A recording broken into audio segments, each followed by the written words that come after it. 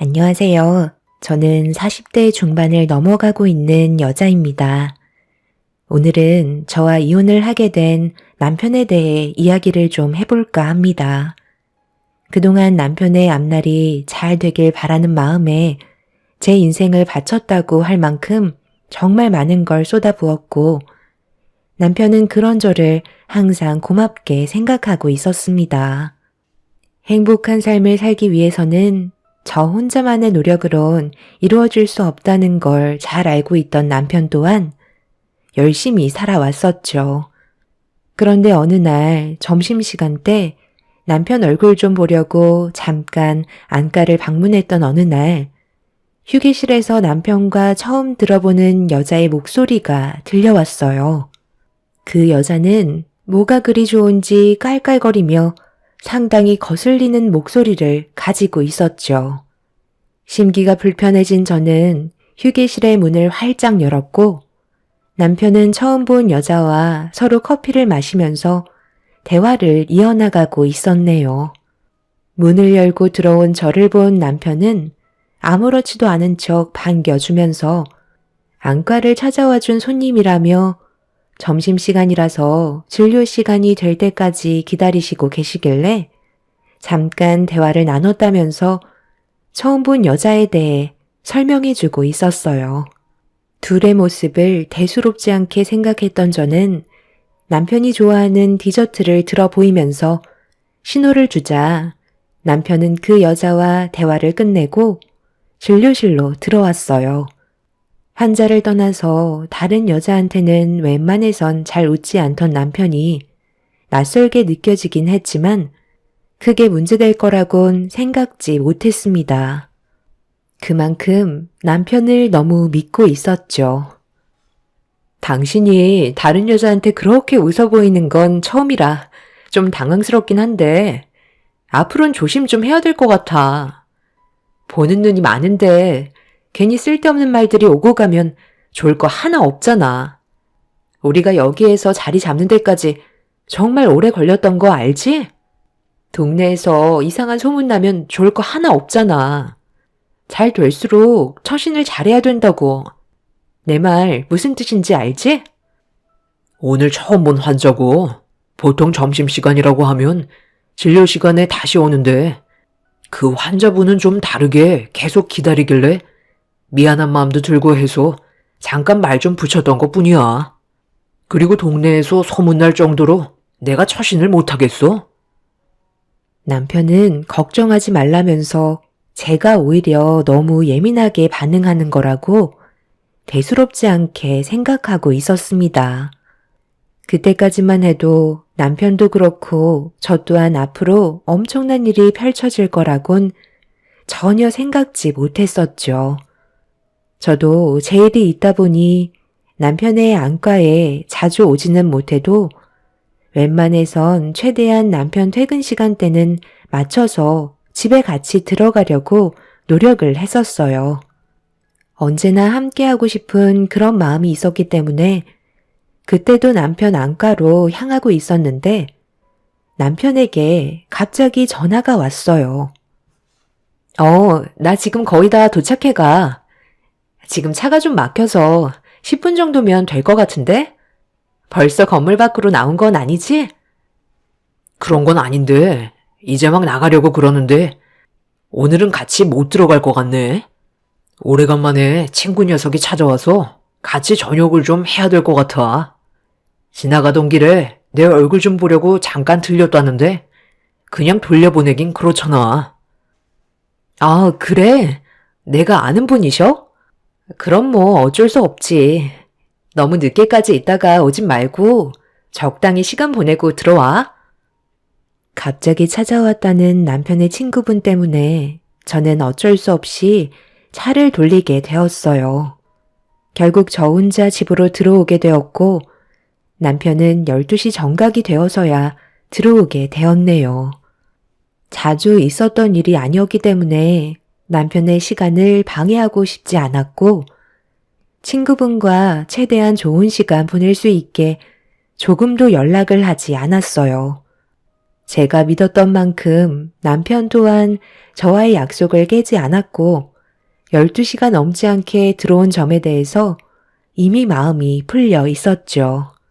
남편은 많이 피곤했는지 곧바로 쓰러져 잠이 들었고 저도 집안을 대충 정리하고 먹고 있던 맥주를 마저 마시며 무심코 창밖을 바라보고 있는데 눈이 아래로 향하는 순간 깜짝 놀라고 말았습니다.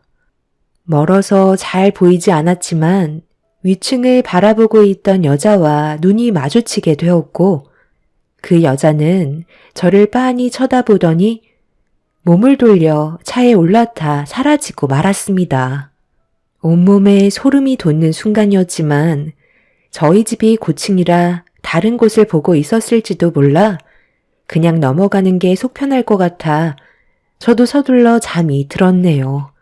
하지만 눈을 감고 잠이 들 때까지 새벽에 저희 집을 유심히 바라보고 있던 여자가 계속해서 머릿속을 맴돌고 있었어요. 어두워서 잘 보이지는 않았지만 좋은 느낌이 들지는 않았었죠. 그렇게 며칠의 시간이 지나고 머릿속에서 완전히 잊혀진 상태로 지내고 있었는데 어느 날 시모가 잠깐 시댁에 들리라는 연락을 주셔서 찾아뵙게 되었는데 현관문에 발을 들인 순간 저는 깜짝 놀라고 말았습니다. 얼마 전에 남편과 휴게실에서 웃고 떠들던 환자분이셨어요. 제가 도착하자마자 자리에 앉아있던 여자는 시모에게 인사를 드린 뒤 자리에서 일어나더니 저에게 가볍게 인사를 하고 집을 나섰습니다. 시모가 왜 저 여자와 함께 있는 건지 알 수 없었던 저는 어떻게 아시는 사이인지 여쭤보게 되었고 시모가 설명해준 말을 듣게 되었을 때 이상한 점이 한두 가지가 아니었어요. 어머님, 저는 상식적으로 이해가 되지 않는데요. 그렇게 잘 알지도 않는 사이인데 무슨 투자를 해준다는 거죠? 그 여자 처음 봤을 때부터 느낌이 별로 좋지 않던데 최대한 조심하는 게 좋을 것 같아요. 사람 함부로 믿어선 안 돼요. 어머님도 너무 마음 열지 마세요. 너는 좋은 마음 가지고 찾아온 사람한테 그게 할 말이니? 재력이 있는 사람이 우리 집안 잘 되게 도와주겠다는데 그게 뭐가 문제라는 거야? 네가 몰라서 그렇지. 며칠 전에 좀 전에 있었던 저 여자분의 가족과 식사 한 끼 했었다. 지금까지 여러 안과를 다녔었는데 제일 친절하고 지식도 많아서 진료받는데 많은 도움이 됐다고 감사함을 표했었다. 며칠 전에요? 그이가 개인적으로 식사를 가진 자리는 오래간만에 친구분이 찾아와서 식사한 거 말곤 없는데요. 너한테 제대로 설명 안 했니? 그때 저녁 늦게 들어갔을 텐데 몰랐어? 하여튼 저 집안 사람들이 내 아들한테 관심이 많더라고. 진료를 잘 본다고 전국에 소문이 퍼졌나 보더라. 서울에서 지방에까지 찾아온 걸 보면 정말 우리 아들이 대단하긴 한가 봐. 시모와 대화를 주고받으면서 남편이 저에게 거짓말을 했다는 거에 이미 기분은 상해버린 터라 시모의 말이 귀에 들어오지 않았어요. 저에게는 친구와 함께 저녁을 먹고 온다고 했으면서 알고 보니 휴게실에서 남편과 대화를 나눴던 그 여자의 집안과 식사 자리가 있었던 거였네요. 그리고 시모가 저를 부른 이유는 그때의 식사 자리를 대접받은 것도 감사한데 남편의 인생에 투자를 하겠다는 말에 너무 감사한 나머지 잔치를 해야겠다며 음식을 준비해야 할 것 같다는 말을 꺼내셨어요. 어려운 것도 아닌데 너는 뭐가 그리 불만인 거야? 그냥 시키는 대로 하면 되는 거지. 너한테 하기 힘든 걸 시키는 것도 아니잖아? 어머님, 그게 아니라요. 아무리 생각해봐도 이상하지 않아요? 서울에도 정말 많은 명의가 있을 텐데 굳이 지방에 있는 안과의까지 찾아와서 진료 몇 번 받았다고 그게 마음에 들어서 투자를 한다는 건 저로선 느낌이 별로 좋지 않은데요. 그 사람들이 우리한테 뭘 얻어갈 게 있다고? 쓸데없이 시간 내서 가족 단위로 찾아와선 식사까지 대접하겠어? 네가 무슨 생각하는지 내가 이해 못하는 건 아니지만 너보다 그 사람들을 몇 번이라도 더 만났고 진지하게 대화를 주고받았었다. 너는 내 아들이 잘 되길 바라질 않는 거야? 기회가 왔을 때 잡아야 되는 거고 이런 기회 2번 다시 안 올 수도 있다. 무턱대고 덥석 무는 건 좋은 생각이 아닌 것 같아요. 돌다리도 두드려보고 건너라는 말이 있잖아요. 저희가 지금 부족한 것도 아니고 이 정도면 풍족하게 살고 있는데 굳이 더 큰 걸 바라볼 필요가 있을까요?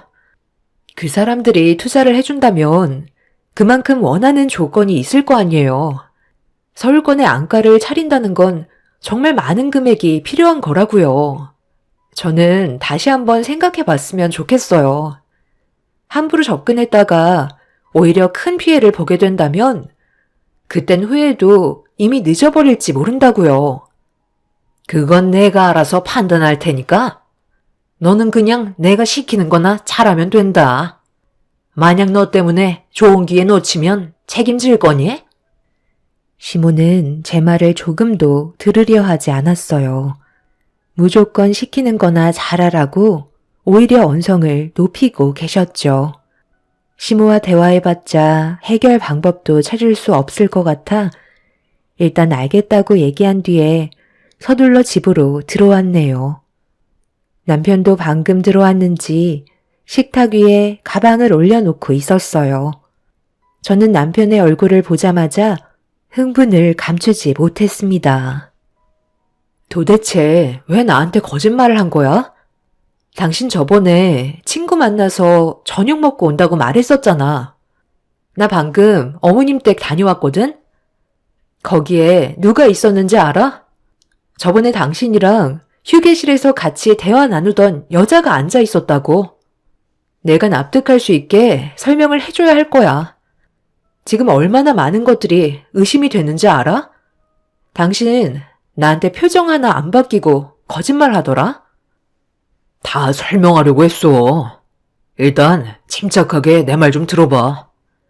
원래 계획은 정말 친구와 밥 한 끼 하려 했는데 갑자기 그 환자분이 찾아왔더라고. 가족분들을 모시고 찾아와서 무슨 일 때문에 그러냐고 물어보니까 내가 너무 친절하게 대해줘서 질려보는 게 마음에 들었다는 거야. 환자분들 성향이 다들 다르니까 그분은 내가 마음에 들었나 보다 생각하면서 고맙다는 인사를 건넸지. 나도 그런 적은 처음이었거든. 그런데 그 환자분 아버님께서 같이 식사하기를 원하시길래 약속이 있어서 죄송하다는 말을 꺼내려 하는데 갑자기 우리 엄마가 찾아오셨고 분위기를 살피시면서 대화를 주도하시더니 환자분 아버님께서 우리 병원에 투자를 하겠다는 거야. 그리고 그 말을 듣게 되신 엄마가 식사 자리를 허락하셨지. 너무 정신이 없던 터라 연락한다는 것도 깜빡했는데 일단 그분들이 나빠 보이진 않았었어. 당신도 잘 알겠지만 내가 의심이 많은 편이잖아? 그런데 대화를 나눠보니까 꽤 많은 사업을 하고 계시더라고. 일단 동네에서 잘 나간다는 의사가 왜 서울권에 진입을 못하겠어? 문제는 자금이잖아? 그런데 그걸 해결해주고 수익금의 일부를 받게 되는 구조더라고. 자리만 잡히면 지금 우리가 살고 있는 동네보다는 훨씬 많은 돈을 벌 수 있는 건 확실한 거잖아. 그리고 하루 이틀 일할 것도 아니고 앞으로 평생 환자들 진료하면서 살아야 하는데 서울권에 자리 잡으면 나도 성공할 수 있는 길이 열리잖아? 그래서 이번 기회가 좋은 조건인 것 같아 뜻을 함께하기로 결정하게 되었던 거야. 당신한테는 말하려 했는데 일단 내 머리가 먼저 정리가 된 다음에 설명해 주려고 했지. 나보다 당신이 훨씬 더 의심이 많잖아? 우리도 떵떵거리면서 살아봐야지 않겠소? 말은 누구나 다 할 수 있는 거지. 그 사람들 뭘 믿고 따라가겠다는 건데? 나는 그렇게 호화롭게 살고 싶은 마음 조금도 없고 그냥 이대로도 만족하니까 더 이상 일을 키우지 않았으면 좋겠어. 어찌됐든 위험한 일은 하고 싶지 않아. 남편도 이미 서울에서 안과 차리는 걸 기대하고 있었는지 제 말은 귀에 들어가지 않았습니다. 이런 식으로 가다간 힘들게 쌓아온 집안이 순식간에 무너질 것만 같은 불안감이 엄습해와서 그 여자를 따로 만나봐야 할 것 같아 기회를 엿보고 있었습니다. 간호사분들께 그 여자가 오게 된다면 연락달라고 부탁을 한 뒤 기다리게 되었고 며칠 뒤 그 여자가 안과에 도착했다는 말이 끝나자마자 급하게 안과를 찾아가게 되었네요. 진료를 받기 위해 자리에 앉아있는 그 여자를 보자마자 가까이 다가가 대화 좀 나눠야 할 것 같다며 조용한 곳에서 대화를 이어나가게 되었습니다. 제가 누군지는 잘 알고 계시죠? 도대체 무슨 이유로 저희 남편에게 계속 접근하는 거죠? 환자분 집안이 돈이 그렇게 많아요? 돈이 많아서라기보다 원장님의 실력이 이런 총구석에서 썩히기에는 아까운 것 같아 병원을 서울권으로 옮겨주겠다는 거예요. 그게 잘못된 건 아니잖아요? 저를 이상하게 생각하시는 것 같은데 저는 그냥 투자자일 뿐이에요. 갑자기 나타나셔서 지금 저희 집안에 혼란을 주고 있잖아요. 저는 그쪽한테 투자받고 싶은 마음 없으니까 그만 여기에서 멈춰주셨으면 좋겠어요. 저희는 지금 이대로 사는 것도 충분히 만족하거든요. 괜히 남의 인생에 끼어들지 마세요. 혹시 지금 저를 경계하시는 거예요? 제가 원장님을 어떻게 할까봐 불안하세요? 둘이 따로 만나는 시간이 많다 보니 그런 생각을 가질 수도 있으시겠지만 엄연히 저희는 비즈니스 관계예요. 그리고 이번 기회에 놓치면 감당할 자신은 있으세요? 원장님께서 능력이 되고 훨씬 더 발전 가능성이 높으신데 굳이 왜 동네 총구석에서 썩히게 만드시려는 건지 저는 이해할 수가 없어요. 제가 원장님의 와이프라면 무조건 받아들이고 원장님이 더 큰 꿈을 펼칠 수 있도록 뒤에서 지원했을 텐데요.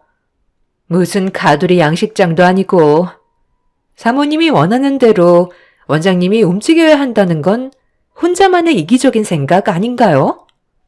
제가 아예 돈을 준다는 것도 아니고 투자를 하고 수익금의 일부를 나눠 가진다는 조건 하에 서울권으로 진입을 시켜주겠다는 건데 정말 앞뒤가 꽉 막히셔서 제가 더 이상 무슨 설명을 드려야 할지 모르겠어요.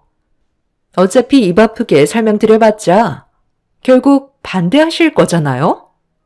저는 사모님과 다르게 시간이 금인 사람이에요.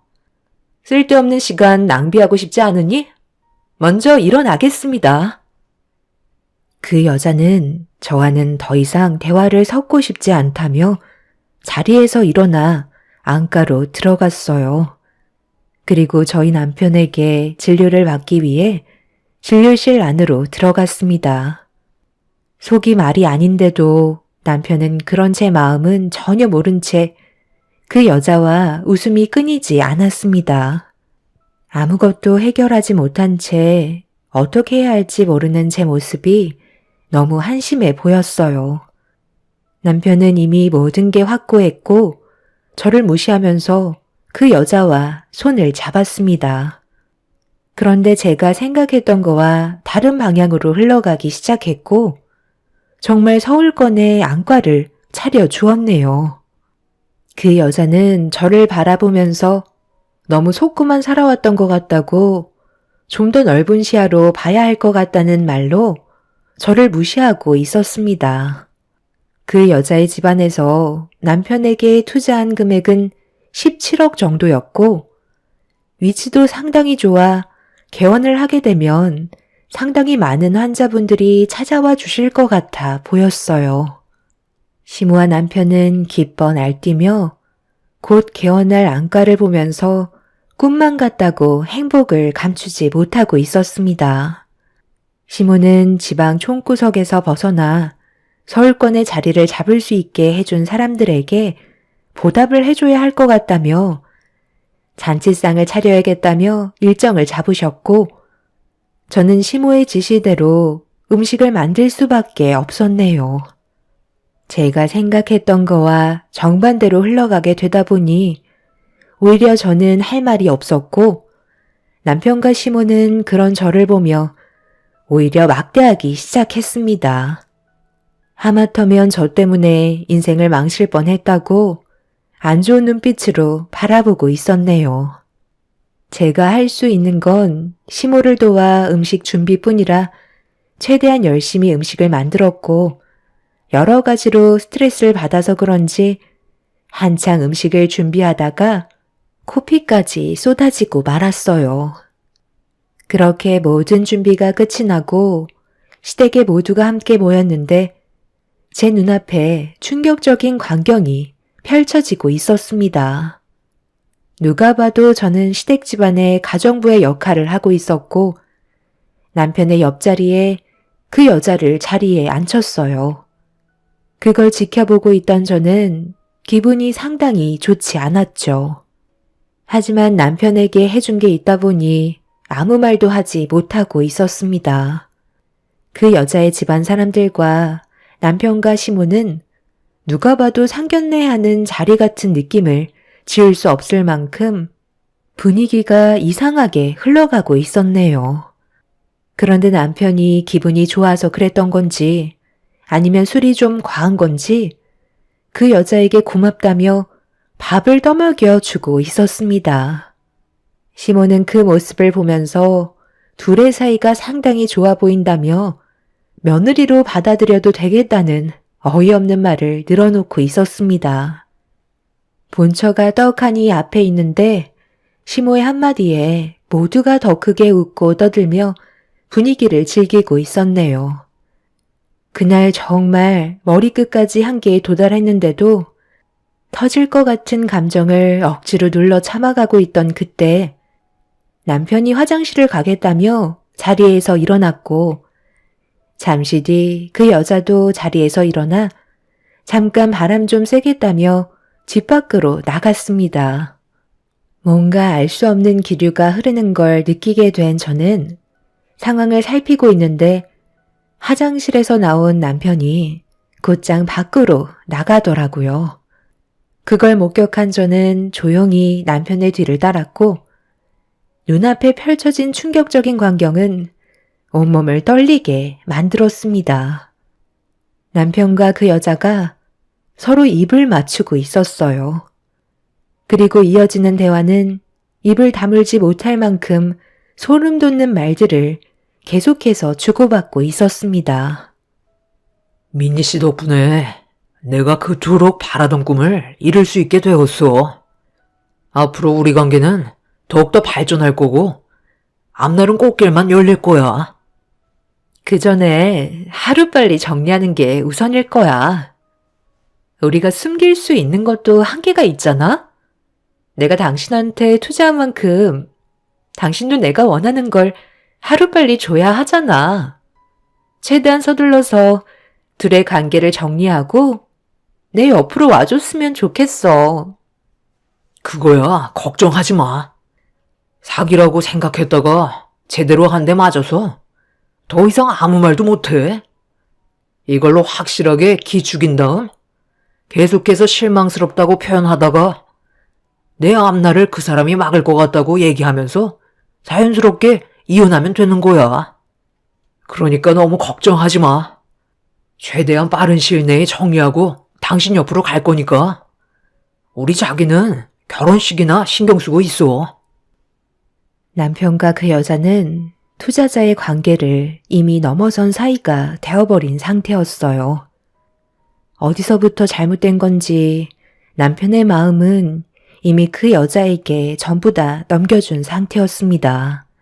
너무 믿기 힘든 일들이 눈앞에 펼쳐진 바람에 다리에 힘이 풀려 버렸고 저는 급하게 화장실로 몸을 숨겼습니다. 남편에게 받은 배신이 너무 크게 다가왔는지 떨리는 마음을 진정시킬 수 없었고 결국 그 자리에 함께 있을 수가 없어서 급하게 짐을 챙겨 집으로 돌아가려는 순간 현관문 앞에서 남편과 상간녀를 마주하고 말았습니다. 그런데 상간녀가 제가 보는 앞에서 갑자기 남편의 팔짱을 끼더니 슥 기대더라고요. 남편도 당황했는지 살짝 놀라는 것 같더니 제가 두 눈으로 보고 있는데도 상간녀의 손을 뿌리치지 않고 가만히 있었습니다. 상간녀는 하루빨리 저와 남편과의 관계를 정리시키고 싶었는지 남편의 손을 잡았던 거였죠. 남편도 이왕 이렇게 된 거 그냥 막 나가기로 결정을 한 듯 보였습니다.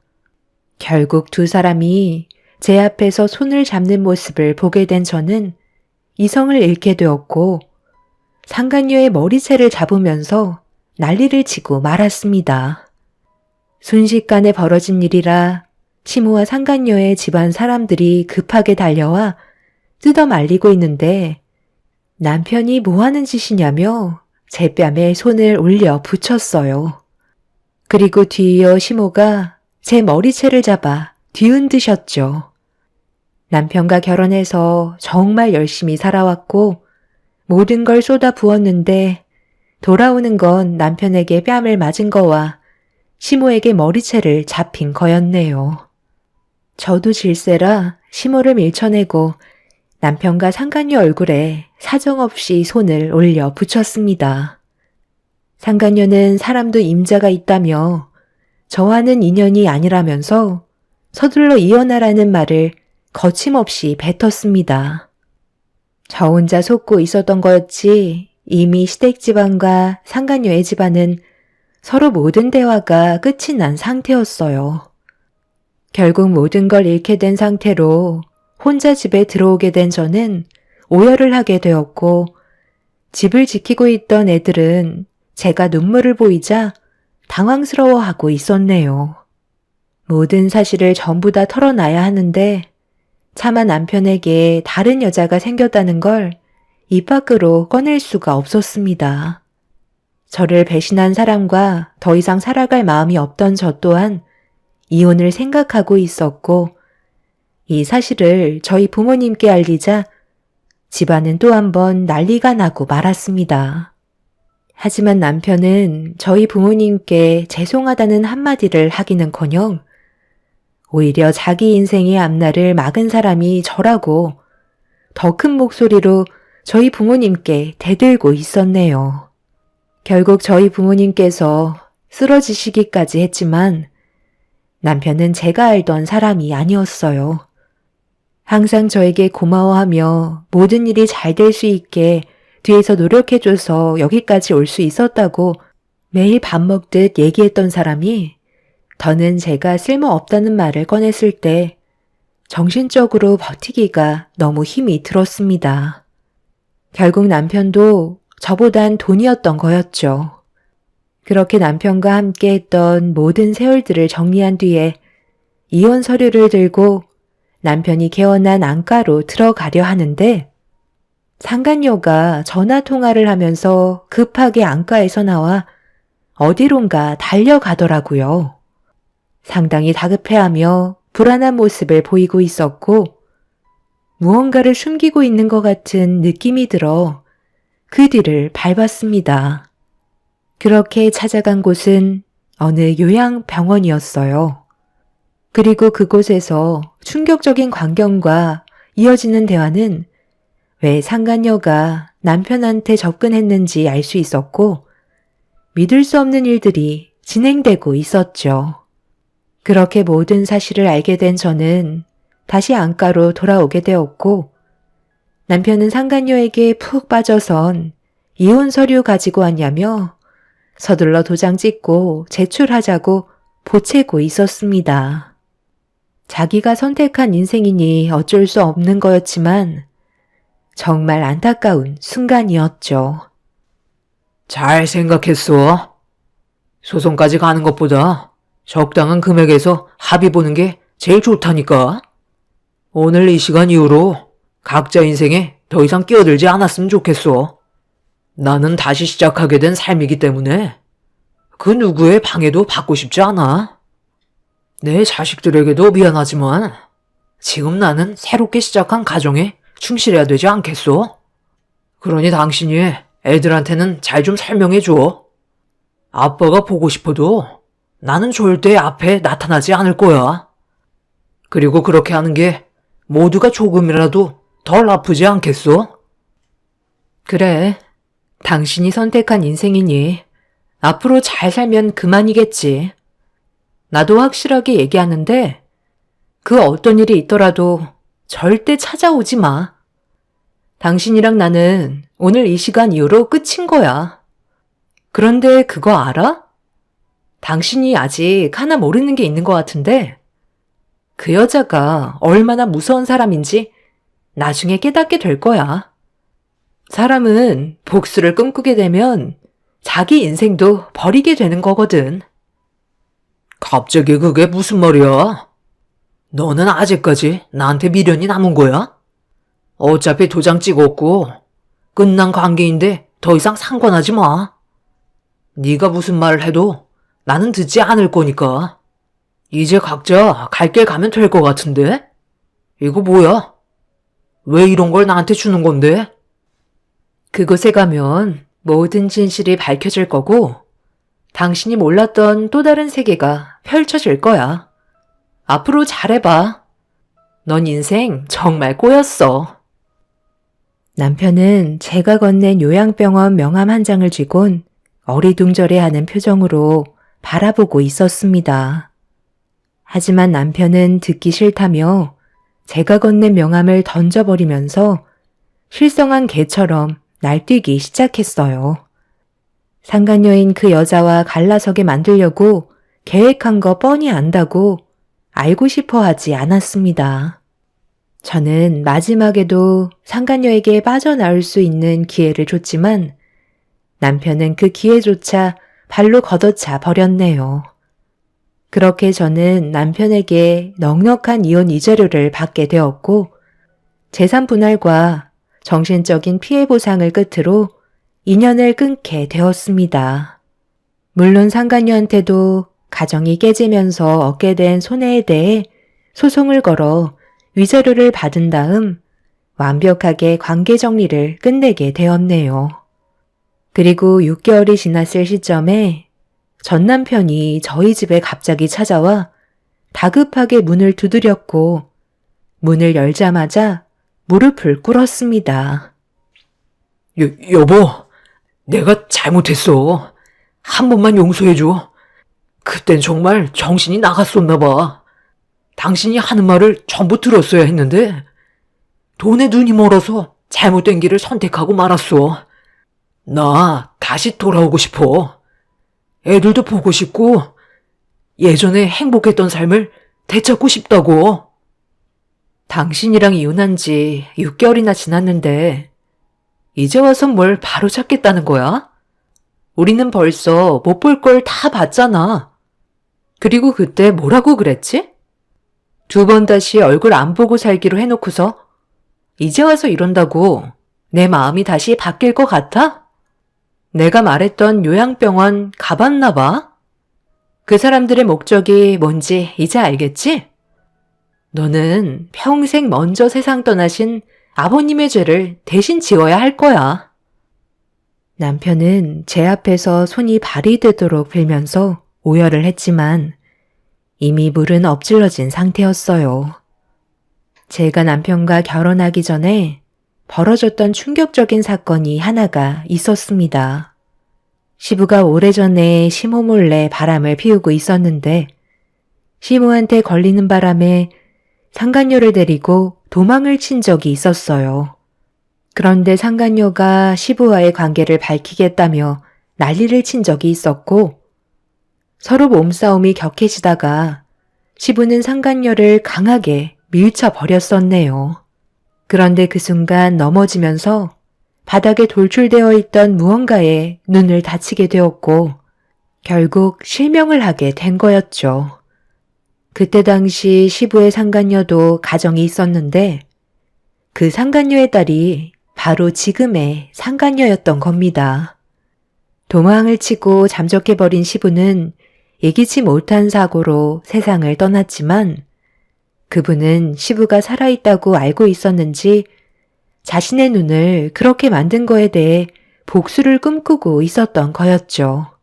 그러다 시부가 세상을 떠났다는 사실을 알게 되었지만 자신의 눈에 장애를 입힌 남편의 집안을 용서할 수가 없어 자기 딸이 대신 복수해주길 원했던 거네요. 시모가 세월이 지났어도 시부의 상간녀의 얼굴을 모르는 건 아니었기 때문에 자신의 모습은 철저하게 숨기고 있었고 17억의 안과를 차려주는 대가로 남편의 발목을 잡아 평생 자기 집안을 위해 노동을 시킬 계획을 세우고 있었던 거였네요. 이미 상간녀의 집안과 계약 서류를 작성할 때 남편 집안의 재산도 함께 들어갔기 때문에 파기를 한다면 한 푼도 가져갈 수 없고 17억의 2배를 토해내야 하는 계약서를 작성하게 되었던 거죠. 안과의 명의는 상간녀로 되어 있어서 빠져나갈 수도 없는 상황이었습니다. 17억의 투자금을 회수할 때까지는 벗어날 수 없는 상황이었네요. 문제는 벌어들이는 수익도 모조리 다 상간녀 앞으로 넘어가게 되는 수익 구조로 계약서에 작성이 되어 있던 걸 남편은 그것도 모르고 서울권의 안과를 차릴 수 있게 된다는 희망 하나로 상간녀의 계약 조건을 덥석 물고 말았습니다. 이런 사실들을 시부의 상간녀가 계획했다는 걸 전부 다 알게 된 시모와 남편은 자신의 선택을 후회하고 있는 중입니다. 시부의 상간녀는 평생 앞도 못 보고 살아왔던 고통을 받아봐야 한다고 절대 용서하고 싶어 하지 않고 있네요. 남편은 돈을 쫓아서 시부의 상간녀의 집안을 선택했고 시부의 상간녀의 집안은 복수를 위해 접근한 사건이었네요. 둘 다 참 안타깝기만 합니다. 얻는 것보다 잃게 되는 게 훨씬 많을 텐데 두 집안 다 너무 미련한 것 같네요. 오히려 저는 이 정도의 피해에서 끝난 게 다행일지도 모르겠어요. 남편이 저를 놓쳤다는 거에 평생 후회하며 살길 바랄 뿐입니다. 제 사연 들어주신 분들 감사합니다.